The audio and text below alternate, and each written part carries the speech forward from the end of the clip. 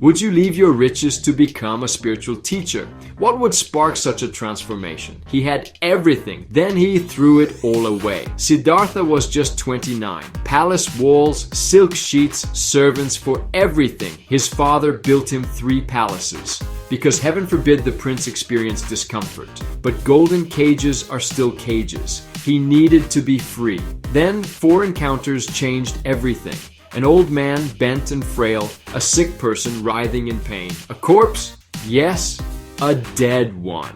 Lastly, a serene monk who owned nothing. It was this one, not the corpse, that stopped him cold. Most people have a midlife crisis and buy a sports car. Not him. Siddhartha looked at his sleeping wife and newborn son, then walked out forever. Ciao bella ciao. No note, no goodbye, just gone. For years he sought answers. He tried everything. Best teachers, but learned nothing new. Tried extreme fasting and nearly died. So don't try it at home. However, he still had the same questions, just in a thinner body. But here is when it starts to get even more interesting. A village girl offered him rice pudding. Of course he ate it. His fellow monks were disgusted and abandoned him. Don't judge. This was actually a good thing. Really good. Because he needed to be alone. It took 1 night and 1 tree. That night, he sat under a fig tree and said, "I'm not moving until I figure this out." All night his mind threw everything at him. Every fear, every doubt, every reason to quit. He didn't move. Dawn came.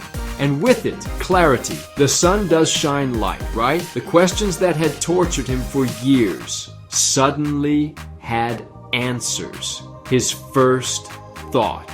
This is too hard to explain.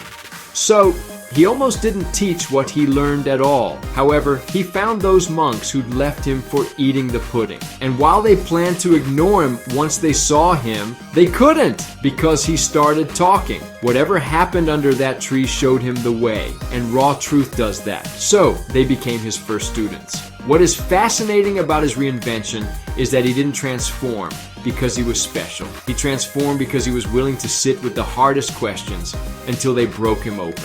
Most of us run from discomfort and choose to build palace prisons. Siddhartha ran toward what scared him most. The truth about being human, impermanent, fragile, connected. A privileged kid who gave up everything comfortable to become something the world actually needed. Not because he was holy, because he was desperate enough to sit still until the answers came.